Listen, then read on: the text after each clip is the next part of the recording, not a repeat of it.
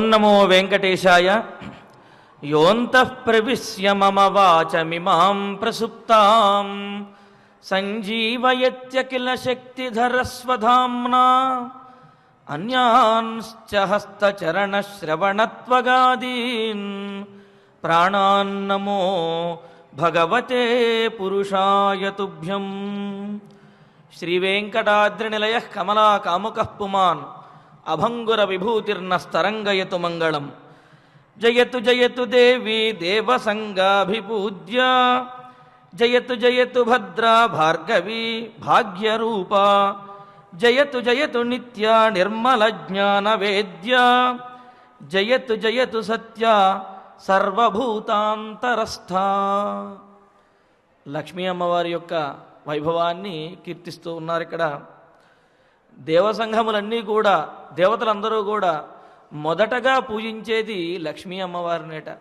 ఆ విధంగా దేవతలందరి చేత, వారి పత్రుల చేత కూడా మొదటగా పూజింపబడేటటువంటి నారాయణుని యొక్క పట్టమహిషి అయినటువంటి లక్ష్మీదేవికి జయము జయము అని దేవతలందరూ కూడా జయ జయధ్వానాలు చేస్తున్నారట. అలాగే జయతు జయతు భద్రా భార్గవి భాగ్యరూప. మనకు సౌభాగ్యము అని అంటూ ఉంటాం. ఆ భాగ్యానికి రూపం ఎలా ఉంటుంది అని అంటే లక్ష్మీదేవేట. మనం ఇంతకుముందు కూడా అనుకున్నాము, ధర్మానికి రూపం ఎలా ఉంటుంది అంటే రామచంద్రమూర్తిలా ఉంటుంది అని, అలాగే తపస్సుకి రూపం ఎలా ఉంటుంది అంటే వామనమూర్తిలాగా ఉంటుంది అని.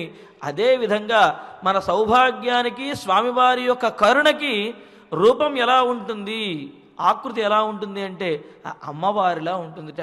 కాబట్టి భాగ్యరూప, సకల సౌభాగ్యములను కూడా భక్తులందరికీ అందిస్తూ ఉన్నటువంటి అమ్మవారు భద్ర, భద్రస్వరూపిణి అంటున్నారు.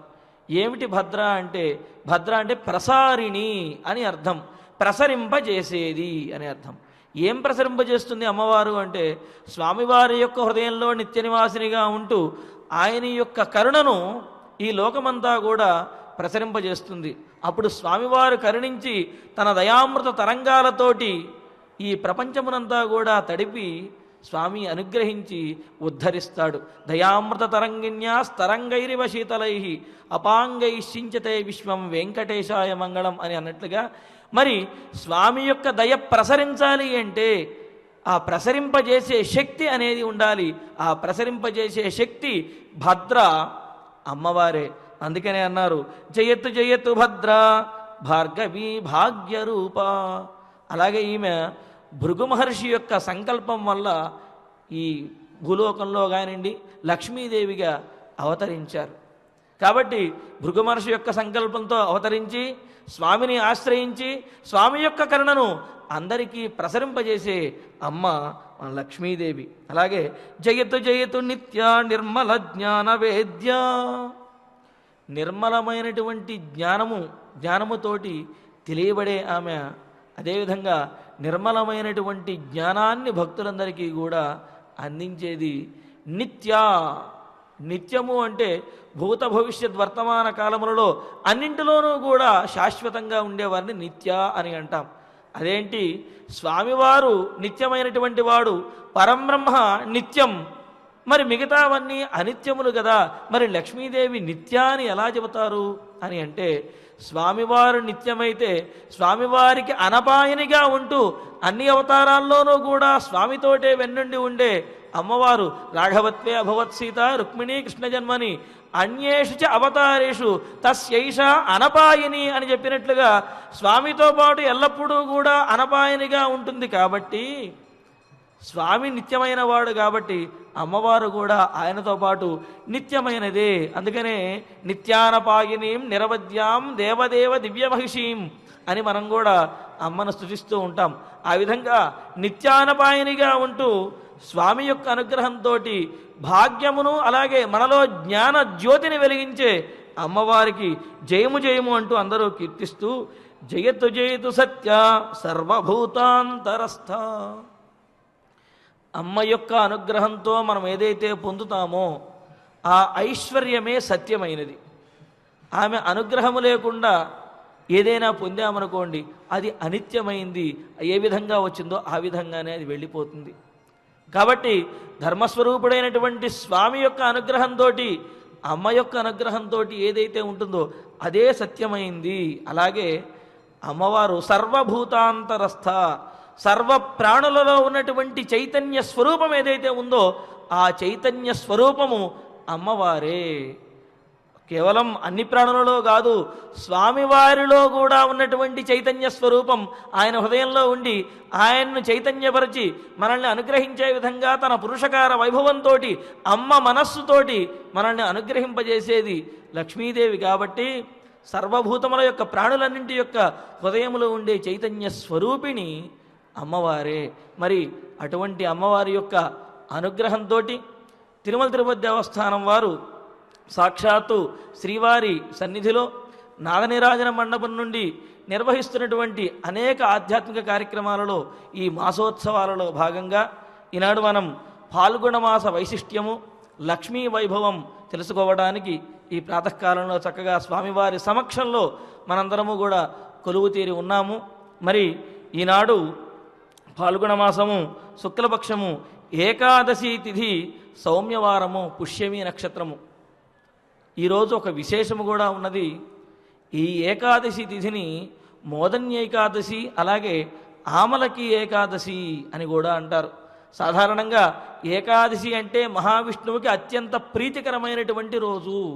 అంబరీషుడు మొదలైనటువంటి వారు ఆ ఏకాదశి వ్రతాన్ని పొంది మహావిష్ణువు యొక్క అనుగ్రహాన్ని, ఆయన యొక్క ఆయుధాల అనుగ్రహాన్ని అన్నింటినీ కూడా పొందారు.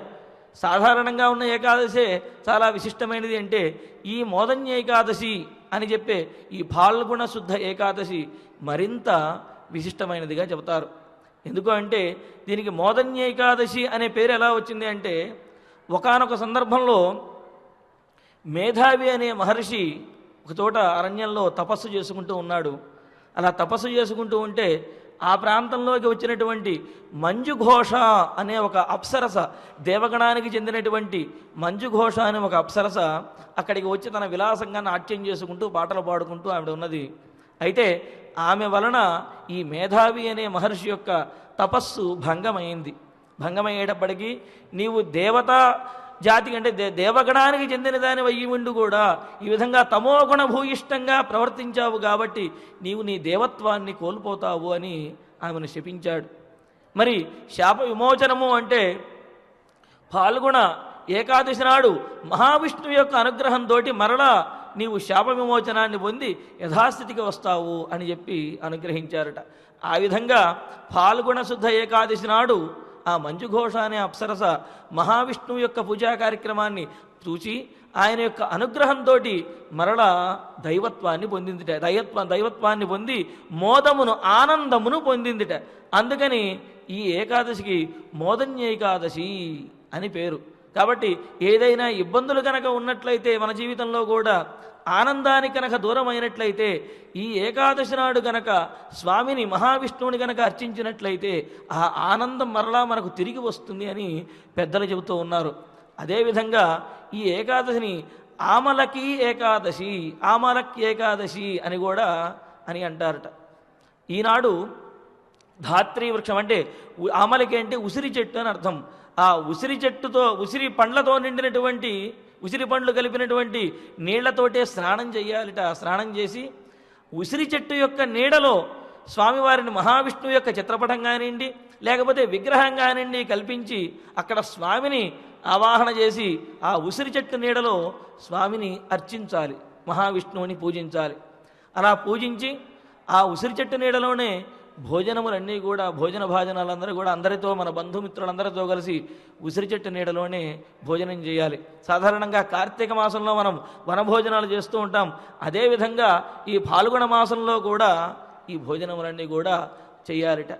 అలాగా ఈ రోజు నిర్వహించేటటువంటి భగవత్ సంబంధమైనటువంటి ప్రతి కార్యము కూడా ఉసిరితోటి సంబంధాన్ని కలిగి ఉంది. కాబట్టి ఈ ఏకాదశికి ఆమలకి ఏకాదశి అని అంటారట. ఈ విధంగా ఉసిరి చెట్టు కింద స్వామిని అర్చించడం కూడా అత్యంత పుణ్యప్రదము, స్వామి యొక్క అనుగ్రహాన్ని పొందడానికి అత్యంత సులువైనటువంటి మార్గము అని పురాణములు తెలియజేస్తున్నాయి. మరి అటువంటి పరమ పవిత్రమైనటువంటి ఈ ఏకాదశి పర్వదినాన మనందరము కూడా పాల్గొన మాస వైశిష్ట్యాన్ని చెప్పుకుంటూ ఉన్నాము. ఫాల్గుణ మాస వైశిష్ట్యంలో భాగంగా అదితిదేవి ఈ ఫాల్గుణ పాడ్యమి నుండి ద్వాదశి వరకు ఆచరించినటువంటి పయోవ్రతానికి ఫలితంగా సాక్షాత్తు శ్రీమన్నారాయణుణ్ణి తనకు పుత్రునిగా వామనమూర్తిగా పొందింది. ఆ వామనమూర్తి బలిచక్రవర్తి యజ్ఞము చేస్తున్నటువంటి ప్రదేశానికి వెళ్ళారు. అసలు అదితిదేవి వామనమూర్తిని అంటే మహావిష్ణువుని అర్చించింది. తన యొక్క పుత్రులైనటువంటి ఇంద్రాది దేవతలు ఆ స్వర్గము నుండి వైదొలగవలసి వచ్చింది బలిచక్రవర్తి వలన. కాబట్టి మరలా వారికి రాజ్యప్రాప్తి కలగాలి అనే ఉద్దేశంతో స్వామిని అర్చించింది. స్వామి వామనావతారమూర్తిగా అవతరించి బలిచక్రవర్తి యజ్ఞం చేస్తున్నటువంటి యజ్ఞవాటికి దగ్గరికి వెళ్ళి ఆయన యొక్క సపర్యలన్నీ కూడా స్వీకరించి ఆయన పరిపరి విధాలుగా ప్రార్థిస్తే 3 అడుగుల నేలను అడిగాడు. మరి ఆ 3 అడుగుల నేలను కూడా 3 అడుగులు ఏంటయ్యా ఇంకా కావాల్సినంత కోరుకుంటే కాదు కాదు, తృప్తి అనేది ముఖ్యము. కాబట్టి నేను అడిగినటువంటి 3 అడుగుల నేల ఇస్తే నాకు అది బ్రహ్మాండము, నేను అనుకున్నటువంటి కార్యాన్ని సాధించడానికి నా అవసరానికి 3 అడుగుల నేల చాలు అని చెప్పి ప్రార్థిస్తే అలాగే అని చెప్పి బలిచక్రవర్తి ఆ 3 అడుగుల నేలను కూడా వామనమూర్తికి ధారపోశాడు. ఈ సమయంలో శుక్రాచార్యులు వారు వచ్చి అనేకమైనటువంటి ధర్మములను ధర్మ సూక్ష్మములను కూడా వివరించారు. అంటే ఆపత్ సమయంలో అబద్ధమాడినప్పటికీ తప్పేమీ లేదు, ప్రాణ సంకటం వచ్చేటటువంటి దానం చేయటం అనేది ఎవరూ కూడా పొగడరు.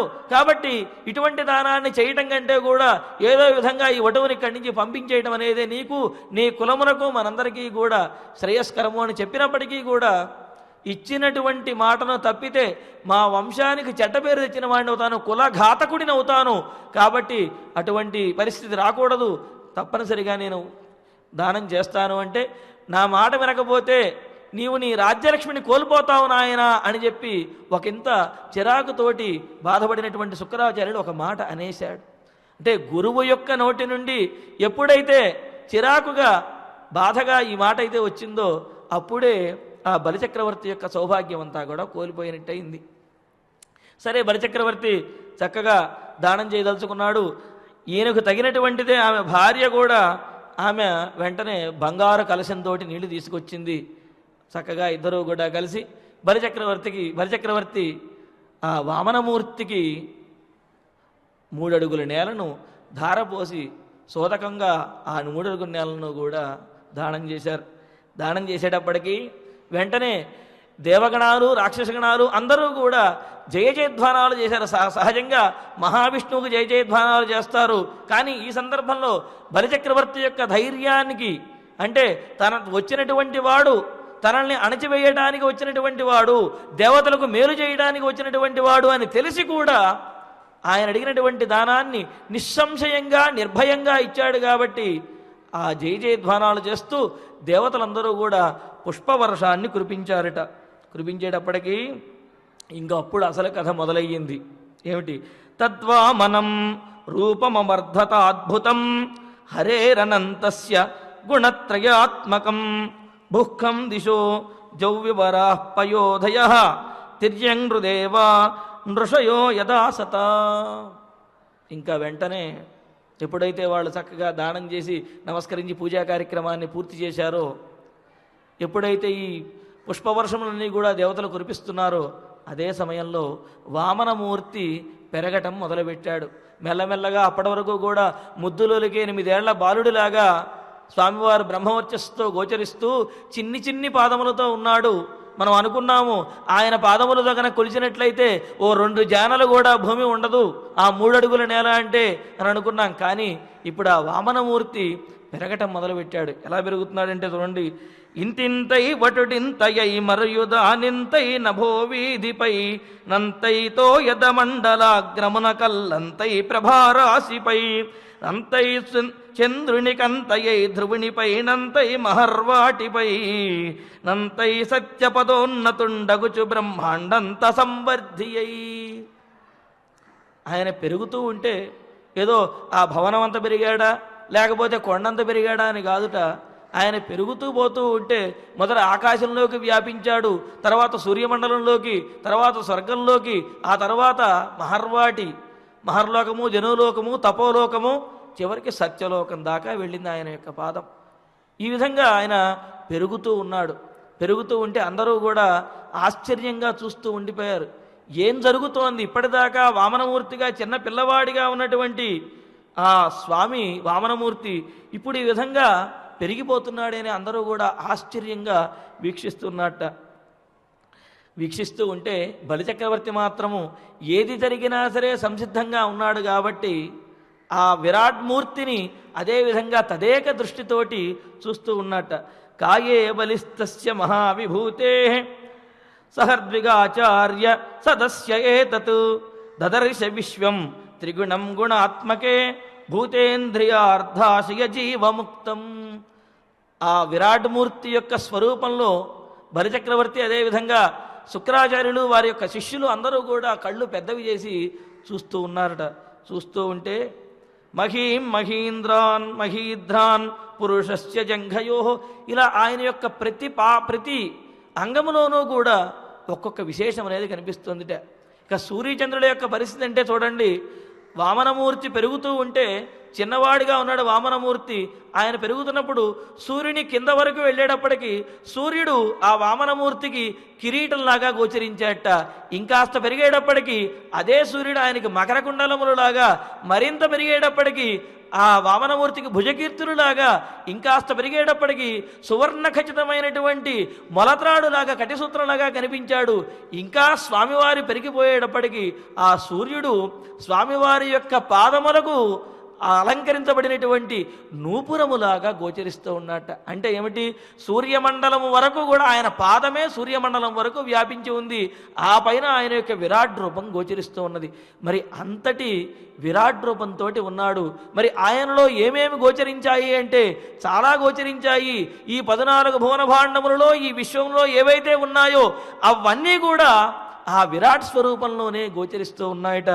ఆయన యొక్క పాదముల యందు రసాతలము, అలాగే పాలమయందు ఆయన యొక్క పాలమయందు భూమి, పిక్కల యందు పర్వతములు, మోకాళ్ళ యందు పక్షులు, ఊరముల యందు మరుద్గములు, వస్త్రముల యందు ఉభయ సంధ్యలు, గుహ్యమయందు ప్రజాపతులు, జఘనమయందు దానవులు, నాభియందు ఆకాశము, ఉదరముయందు సప్త సముద్రములు, వక్షస్థలముయందు నక్షత్ర సమూహము, కన్నులలో సూర్యచంద్రులు, స్వామివారి యొక్క హృదయంలో ధర్మస్వరూపము, మనస్సు యందు చంద్రుడు, వక్షస్థలంపై లక్ష్మీదేవి, కంఠంలో సామవేదము, బాహువుల యందు ఇంద్రాది దేవతలు, చెవులలో దిక్కులు, శిరస్సు యందు స్వర్గము, వాక్కు యందు వేదములు, కేశముల యందు మేఘములు, కంటిరెప్పల యందు రాత్రింబవళ్ళు. అంటే ఆయన కన్నిరెప్ప మూసినట్టయితే ప్రళయము రాత్రి అయిపోతుంది.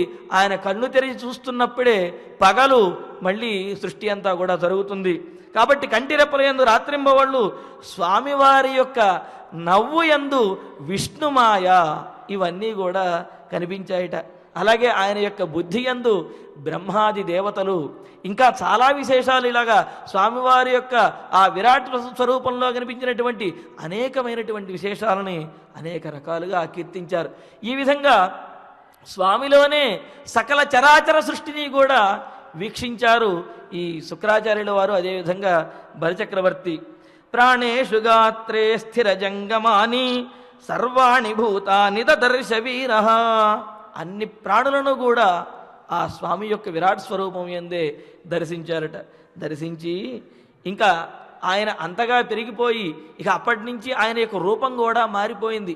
అప్పటి వరకు వామనమూర్తిలా ఉన్నటువంటి స్వామి ఇక ఇప్పుడు శంఖము, చక్రము, గదా, శార్గము, వనమాల, కౌమోదకి మొదలైనటువంటి పంచాయుధములతోటి, అలాగే విరాట్ స్వరూపంతో, కిరీటము మొదలైనటువంటి ఆభరణములతోటి, అనంతరత్న ప్రభాభాసితమైనటువంటి ఆభరణములతో వివిధాలంకార విభూషితుడై దివ్యమంగళ విగ్రహునిగా గోచరిస్తూ ఉంటే దేవతలు, దానవులు, అలాగే అందరూ కూడా ఆశ్చర్యంగా ఆ మూర్తిని వీక్షిస్తూ ఉండిపోయారట.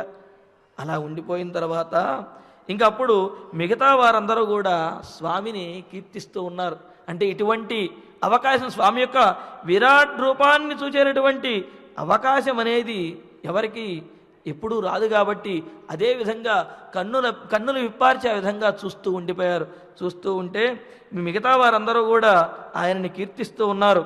కీర్తిస్తూ ఉండగా ఇంకా స్వామివారు క్షితిం పదైకేన బలేర్విచక్రమే నభశరీరేణ దిశశ్చ బాహుభిః పదం ద్వితీయం క్రమతస్తి విష్టపం నవై తృతీయాయ తదీయమణ్వపి. ఒక్క పాదంతో ఈ భూమండలం మొత్తాన్ని కూడా ఆక్రమించేశాడు.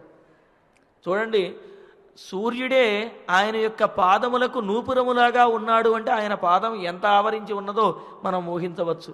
అటువంటి పాదంతో ఏం చేశాడు, ఈ భూమండలం మొత్తాన్ని కూడా ఆక్రమించాట. భూమండలాన్ని ఆక్రమిస్తున్నప్పుడే ఆయన ఎంత ఎదిగాడు అంటే ఆయన యొక్క శరీరంతో ఆకాశం అంతా కూడా, ఆయన పాదమేమో భూమండలం మీద ఉంది, ఆయన శరీరం అంతా కూడా, ఆయన ఉదరము శరీరం అంతా కూడా ఆకాశాన్ని వ్యాపించి ఉంది. ఆయన యొక్క భుజములు దిక్కులంతా కూడా వ్యాపించి ఉన్నాయట. అంటే విశ్వవ్యాపకుడై అంతర్యామిగా మామూలుగా ఉంటాడు, కానీ ఇప్పుడు ప్రత్యక్షంగా విశ్వవ్యాపకుడై అందరికీ గోచరించాడట. ఈ విధంగా ఒక కాలుతోటి, ఒక పాదముతోటి భూమండలం మొత్తాన్ని కూడా కొలిచాడు. ఒక పాదం పూర్తయింది, తన శరీరంతో ఆకాశం మొత్తాన్ని కూడా ఆవరించి ఉన్నాడు. ఇంకా రెండవ పాదంతో ఉపరిలోకాలకి ఆ పాదాన్ని ఉంచాట. పెడితే ఆ పాదం ఎక్కడి వరకు వెళ్ళింది అంటే భువర్లోక, సువర్లోక, మహర్లోక, జనులోక, తపోలోకాలు ఇవన్నీ కూడా దాటి సత్యలోకం వరకు వెళ్ళింది. బ్రహ్మగారు ఉండే సత్యలోకం దాకా కూడా ఆ పాదం వెళ్ళిందిట. వెళ్ళేటప్పటికీ ఇంకా అక్కడ బ్రహ్మగారు పాదం వస్తున్న సంగతి తెలుసుకుని అబ్బబ్బా, ఈ పాదం అనేది మహామహా యోగులకు కూడా లభించినటువంటిది, అందున ఒకవేళ లభించిన ఆయన ప్రత్యక్షమైన చోట, లేకపోతే శ్రీవైకుంఠంలోనే ఆయన యొక్క పాదమును చూచే అవకాశం దొరుకుతుంది. కానీ ఆ పాదము నా లోకం వరకు వచ్చింది అంటే నేనెంత అదృష్టవంతుణ్ణి అని భావించినటువంటి వాడై ఆ పాదమునకు పూజాది కార్యక్రమాలు నిర్వహించడానికి ప్రారంభించాట. ఉరుక్రమస్యాంఘ్రిరుపర్యుపర్యధో మహర్జనాభ్యాం తపసః పరంగతః. ఈ విధంగా తపోలోకాన్ని కూడా దాటి సత్యలోకానికి వెళ్ళింది స్వామివారి యొక్క పాదము. వెంటనే బ్రహ్మగారు సత్యం సమీక్షాబ్జభవో నఖేందుభిః హతస్వధా మద్యుతిరావృతోభ్యగాత్ మరీచిమిశ్రా ఋషయో బృహద్వ్రతాః సనందనాద్యా నరదేవయోగినః. సత్యలోకానికి స్వామివారి పాదం వెళ్ళేటప్పటికీ ఈయన యొక్క గోళ్ల నుండి వచ్చే కాంతులతోటి సత్యలోకమంతా కూడా వెలవెలబోతూ ఉన్నదిట. అప్పటి వరకు సత్యలోకం వెలుగుతూ ఉన్నది. ఎప్పుడైతే ఈయన యొక్క పాదము యొక్క కాంతి పడిందో ఆ కాంతి ముందు సత్యలోకము యొక్క కాంతి వెలవెలబోతోంది. అంత దేదీప్యమానంగా స్వామివారి యొక్క నఖ కాంతితోటి వెలుగొందుతూ ఉన్నది ఆ సత్యలోకము.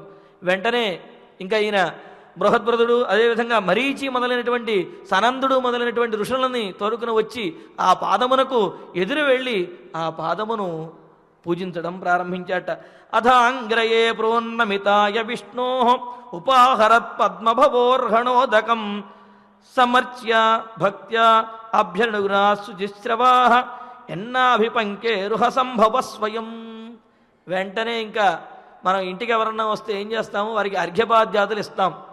అంటే అర్ఘ్యము అంటే హస్తాయ, చేతులు కడుక్కోవడానికి ఇచ్చే నీళ్ళని అర్ఘ్యము అని, పాదములు కడుక్కోవడానికి ఇచ్చే తీర్థాన్ని పాద్యము అని అంటాం.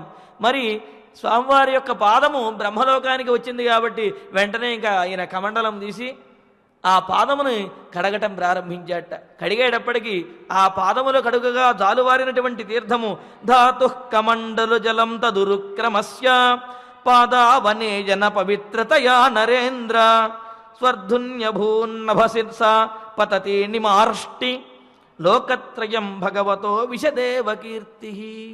ఆ పాదముల నుండి జాలువారినటువంటి తీర్థము ముందు స్వర్గలోకం వచ్చి ఆ స్వర్గలోకాన్ని పావనం చేసింది, భూలోకానికి వచ్చి భూలోకాన్ని పావనం చేసింది, పాతాళలోకానికి వెళ్ళి పాతాళలోకాన్ని కూడా పావనం చేస్తుంది. ఆ విధంగా గంగ, అలాగే భోగవతి అంటూ ఈ విధంగా అనేక పేర్లతోటి ఆ గంగా నది ముల్లోకాలను పావనం చేయడానికి సిద్ధమైందిట. మరి స్వామివారి యొక్క పాదముల నుండి జాలువారినటువంటి జలము కాబట్టే పరమేశ్వరుడు కూడా తన శిరస్సును ధరించాడు గంగానదిని. ఆ విధంగా ఆ బ్రహ్మాది దేవతలందరూ కూడా ఋషులతో కలిసి స్వామివారి యొక్క పాదములను అనేక విధాలుగా పూజించి తరించారు. తరించిన తర్వాత సరే వారందరూ కూడా అనేక విధాలుగా స్తుతించేటప్పటికీ ఆయన తన విరాట్ రూపాన్ని ఉపసంహరించుకొని మరల వామనమూర్తిగా వారందరికీ కనిపించాడు. అంటే పని పూర్తయింది. దాదాపు భూలోకాన్ని అధోలోకాలన్నింటినీ కూడా కొలిచివేశాడు, ఊర్ధ్వలోకాలన్నింటినీ కొలిచాడు. ఇంకా మిగిలిందేమీ లేదు. కాబట్టి మరల వామనమూర్తిగా ఆయన అవతరించారట. అప్పటి వరకు కూడా విస్మయాశ్చర్యాలతో చూస్తున్నటువంటి దానవులందరూ కూడా, రాక్షసులందరూ కూడా ఎప్పుడైతే మరలా ఆయన వామనమూర్తిగా మారిపోయాడో అప్పుడు మరలా ఆ వారిలో ఆలోచన మొదలైంది. మన ప్రభువు అయినటువంటి బలిచక్రవర్తిని ఈ మహావిష్ణువు ఒక కపటి బ్రహ్మచారి వేషంలో వచ్చి మోసం చేసి ఈయన యొక్క కీర్తిని, అదేవిధంగా రాజ్యమును, స్వర్గమును అన్నిటినీ కూడా హరించి ఇంద్రునికి కట్టబెట్టడానికి వచ్చాడు. మరి ఈయన్ని తెలుసుకుని మన ప్రభువు ఈయన బలిచక్రవర్తి ఏమన్నా చేయగలుగుతున్నాడా అంటే యజ్ఞం చేస్తూ యజ్ఞదీక్షలో ఉన్నాడు కాబట్టి యుద్ధం చెయ్యటం అనేది కుదరదు.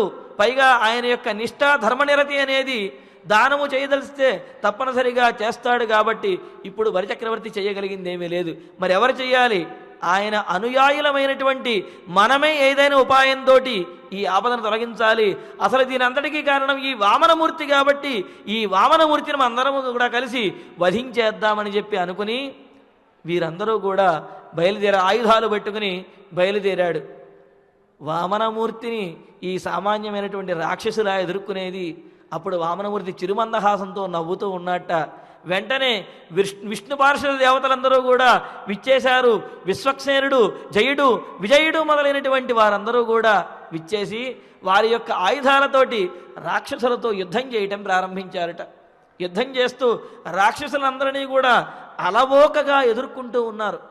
అలవోకగా ఎదుర్కొంటూ వారిని పరిమార్చుతూ ఉన్నారు. అప్పుడు బలిచక్రవర్తి చూశాడు. చూసి తాను యుద్ధం చేయకూడదు, అదేవిధంగా ఇది యుద్ధం చేసే సమయం కూడా కాదు అని తన సహచరులైనటువంటి రాక్షసులతోటి మాట అంటున్నాడు. సర్వే హన్యమానాన్ స్వకాన్ దృష్ట్వా పురుషానుచరైర్బలి వారయామాస సంరబ్ధాన్ కావ్యశాపమనుస్మరన్. అందరినీ వారిస్తున్నారు. నాయన, మీరెవరూ కూడా ఇప్పుడు దేవతలతోటి యుద్ధం చెయ్యవద్దు, ఇది యోగ్యమైనటువంటి సమయం కాదు. ఇప్పటి వరకు అంటే మనకు గురువనుగ్రహము, భగవదనుగ్రహము ఉన్నాయి. మన గురువు గారు ఎప్పుడైతే ఆ శుక్రాచార్యుల వారు విసుగు చెంది నీవు కనుక దానం చేసినట్లయితే నీ రాజ్యలక్ష్మిని అన్నిటినీ కూడా కోల్పోతావు అని ఆయన శపించినట్లుగా అన్నారు.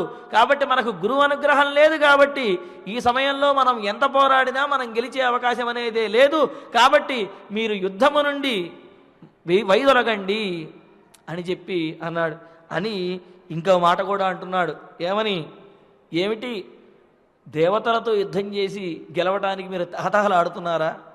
దేవతలను గెలవటం అనేది మీకేమన్నా కొత్త? ఇంతకు ముందు మనం ఇంద్రాది దేవతలను గెలిచి స్వర్గాన్ని మనం పొందలేదా? కాబట్టి దేవతల మీద మనం గెలవటం అనేది, మనం జయించటం అనేది అదొక పెద్ద విషయం కాదు. మన సామర్థ్యానికి తగినటువంటిదే. అయితే ఇంతకు ముందు దైవానుగ్రహము, గురువానుగ్రహము ఉన్నాయి కాబట్టి దేవతలు మనం గెలవగలిగాము. ఇప్పుడు ఆ దైవానుగ్రహము, గురువనుగ్రహము మనకు లోపించాయి. గురువు గారికి మన మీద కోపం వచ్చింది కాబట్టి ఇప్పుడు మనము దేవతలను జయించడం అనేది అసాధ్యము. ఇప్పుడు జయించలేకపోయినా సరే మరలా మనకు అదృష్టం అనేది ఏ విధంగా అయితే దేవతలు ఇంతకుముందు ఇబ్బంది పడి ఓడిపోయి మళ్ళీ ఇప్పుడు గెలిచారో అదేవిధంగా మనము కూడా ఇప్పుడు ఓడిపోయినప్పటికీ మరలా దైవానుగ్రహంతో మరలా మనం ఈ స్వర్గాన్ని కానీ మన పూర్వ వైభవాన్ని పొందగలుగుతాము.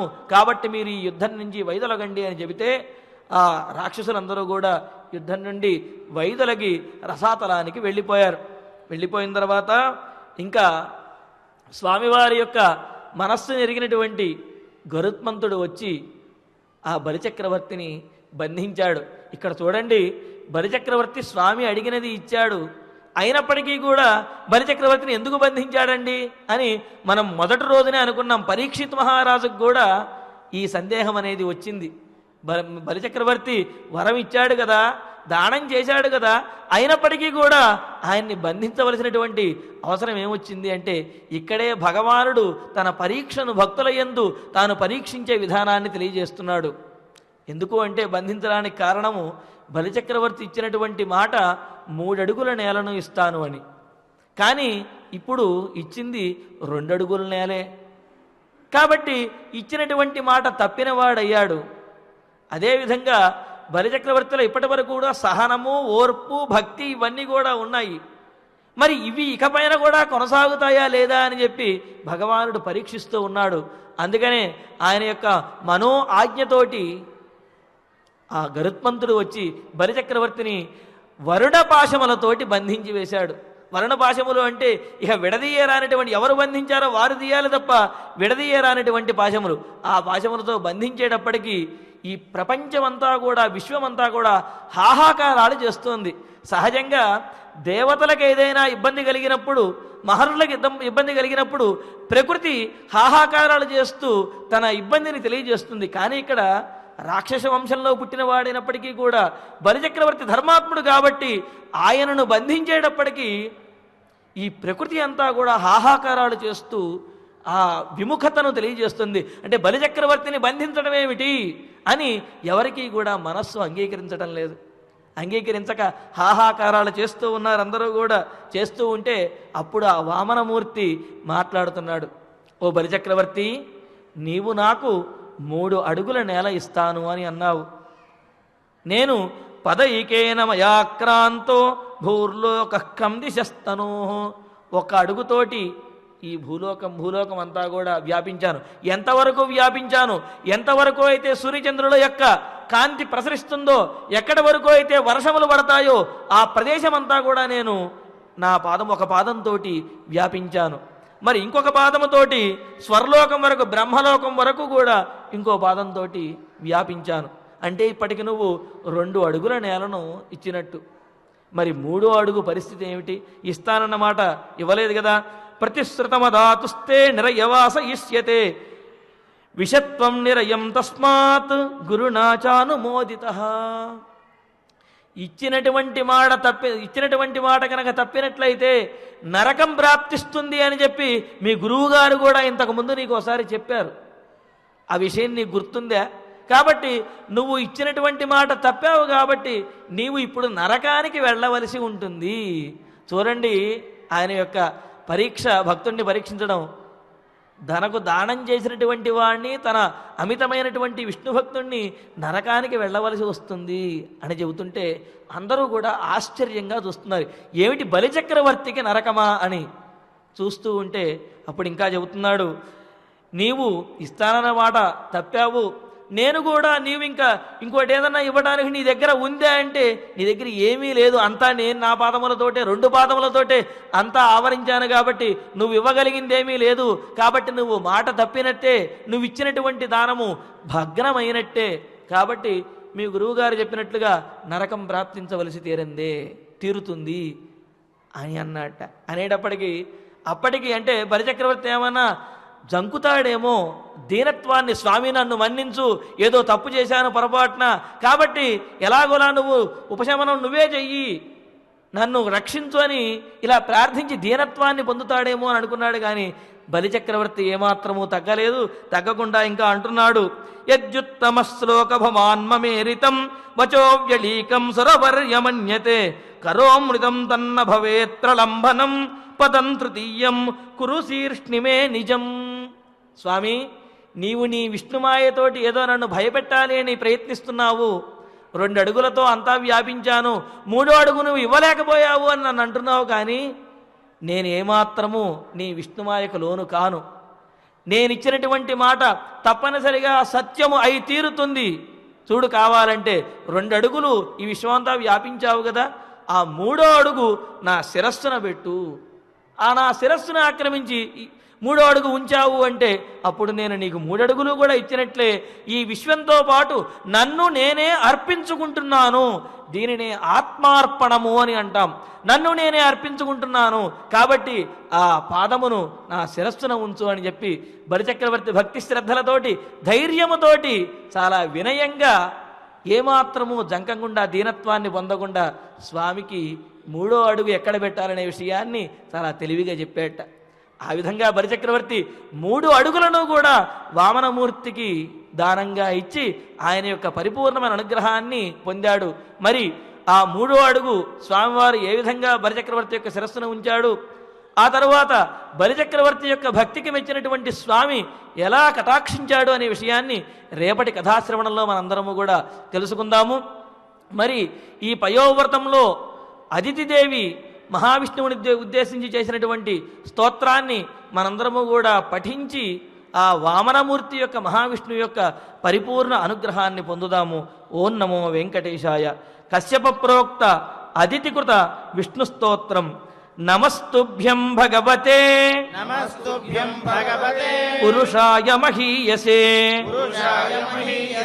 సర్వభూత నివాసాయ సర్వభూత నివాసాయ వాసుదేవాయ సాక్షిణే వాసుదేవాయ సాక్షిణే నమో వ్యక్తాయ సూక్ష్మాయ నమో వ్యక్తాయ సూక్ష్మాయ ప్రధాన పురుషాయ చ ప్రధాన పురుషాయ చ చతుర్వింశద్గుణజ్ఞాయ చతుర్వింశద్గుణజ్ఞాయ గుణసంఖ్యాన హేతవే గుణసంఖ్యామహేతవే నమో ద్విశీర్ష్ణే త్రిపదే నమో ద్విశీర్షే త్రిపదే చతుశృంగాయ తంతవే చతుశృంగాయ తంతవే సప్తహస్తాయ యజ్ఞాయ సప్తహస్తాయ యజ్ఞాయ త్రయీ విద్యాత్మనే నమః శ్రీ విద్యాత్మనే నమః నమః శివాయ రుద్రాయ నమః శివాయ రుద్రాయ నమః శక్తిధరాయ చ నమః శక్తిధరాయ చ సర్వవిద్యాధిపతయే సర్వవిద్యాధిపతయే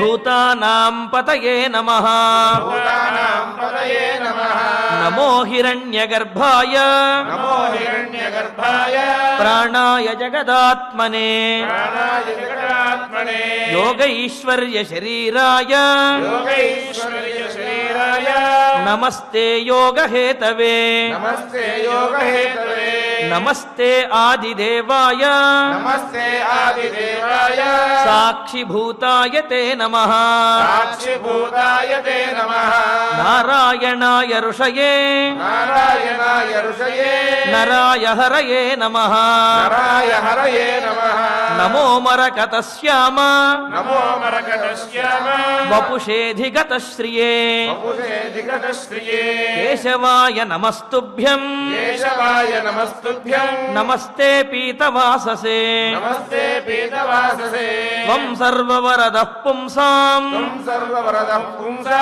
వరేణ్యవరదర్షభ వరేణ్యవరదర్షభా అతస్తే శ్రేయసే ధీరాః హస్తే శ్రేయసే ధీరాః పాదరేణుముపాసతే పాదరేణుముపాసతే అన్వవర్తంత యం దేవాః బ్రహ్మవర్తంత యం దేవాః శ్రీశ్చ తత్పాదపద్మయోః శ్రీశతత్పాదపద్మయోః స్పృహయంత ఇవామోదం సుహయంత ఇమామోదం భగవాన్ మే ప్రసీదతాం. భగవాన్ మే ప్రసీదతాం.